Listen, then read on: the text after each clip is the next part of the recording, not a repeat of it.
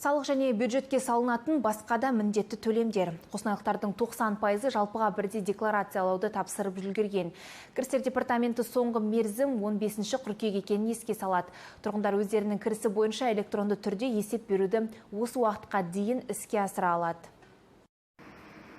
Қостанайлықтар табыстарын ашық көрсетуде белсенділік танытып жатыр. Барлығы 25 мың азамат декларация тапсырулары керек болса, 90% оны іске асырып үлгерген. Мемлекеттік кірістер басқармасының мәліметі бойынша бұл 22 588 адам. Сейчас в данный момент у нас идет второй этап всеобщего декларирования. 2023 жылдың 1 қаңтарынан бастап жалпыға бірдей декларациялаудың екінші кезеңіне мемлекеттік мекемелердің қызметкерлері мен олардың жұбайлары, сондай-ақ квазимемлекеттік сектор субъектілерінің қызметкерлері кіреді. Бұл жылы салықты 250 формада тапсырады. Айта кету керек, оны е-салық мобильді қосымшасы немесе салық төлеушінің кабинеті ЕГОВ порталы арқылы электронды түрде тапсыруға болады.